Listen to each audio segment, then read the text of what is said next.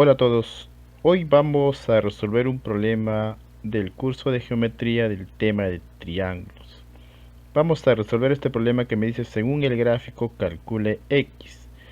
Nosotros observamos el gráfico aquí y podemos observar la medida de varios ángulos que se repiten, como en el caso de alfa, beta o teta. Entonces, ¿cómo vamos a resolver este problema? El procedimiento lo vamos a explicar a continuación. Bueno, antes de resolver el problema que hemos enunciado, vamos a recordar dos propiedades fundamentales. Dos propiedades que nos van a permitir resolver el problema que hemos enunciado.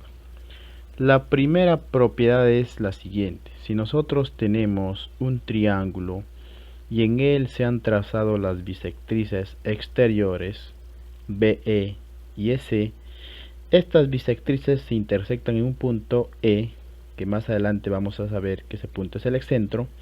Entonces el ángulo determinado por estas bisectrices X se calcula en función del ángulo que se opone a X, o sea, teta. Ese ángulo X es igual a 90 menos teta sobre 2. ¿Está bien? Esta es la primera propiedad que vamos a aplicar en nuestro problema. La segunda propiedad es esta. Cuando nosotros tenemos un triángulo, interiormente a él se trazan dos bisectrices interiores que se intersectan en un punto tal como I, que más adelante vamos a saber que ese punto es el incentro. Entonces, el ángulo determinado por esas bisectrices se calcula en función del ángulo que está atrás de X, o sea, teta. Ese ángulo X es igual a 90 más teta sobre 2. ¿Está bien? Entonces no olvidemos, cuando las bisectrices se intersectan exteriormente en el triángulo, entonces X es 90 menos teta sobre 2, siendo teta el ángulo que se opone a X. Y cuando se intersectan internamente las bisectrices, ese ángulo X es igual a 90 más el ángulo teta sobre 2, donde teta es el ángulo que está atrás de X. ¿Está bien? Muy bien, entonces con esto vamos a resolver nuestro problema. Bueno, aquí tenemos el problema ya resuelto.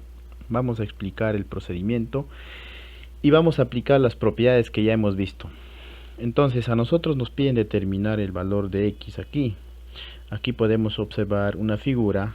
La figura original del problema es la que está en color negro nada más. Y se observan ángulos. Por ejemplo, alfa, alfa, teta, teta, beta, beta y phi. ¿Están bien? Esos ángulos. Entonces, dada esta condición gráfica, nosotros debemos determinar el valor de X. Y para ello vamos a hacer lo siguiente. Primero vamos a prolongar el lado BA. Prolongamos, y aquí se observa de color rojo esa prolongación. Luego vamos a prolongar el lado BC, y aquí también se observa de color rojo esa prolongación. Entonces al prolongar este ángulo alfa de aquí, pasa aquí, por ángulos opuestos por el vértice. Entonces este ángulo de aquí también mide alfa. Lo mismo aquí, este ángulo teta pasa aquí por ángulos opuestos por el vértice, por lo tanto mide teta. ¿Está bien? Eso ha sido la primera prolongación. La segunda prolongación es lo siguiente. Vamos a prolongar el segmento AD. Prolongamos, y aquí se observa de color morado. Y prolongamos el segmento CE, que aquí también está de color morado.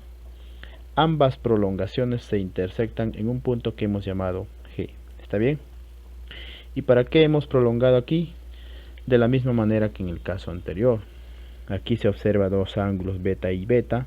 Al prolongar este ángulo de amarillo también mide beta por ángulos opuestos por el vértice. Lo mismo aquí. Al prolongar este segmento, este ángulo phi se repite aquí y mide phi. Entonces, dado esto, nosotros vamos a aplicar las propiedades que hemos recordado. Entonces empecemos con la primera propiedad. ¿Dónde vamos a aplicar esa primera propiedad?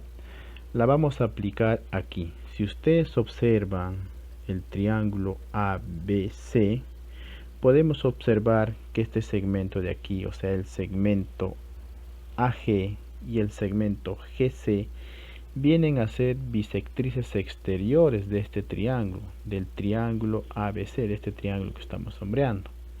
Entonces aquí se observa la primera bisectriz y aquí la segunda bisectriz. Estos o estas bisectrices determinan un ángulo que nosotros hemos llamado y.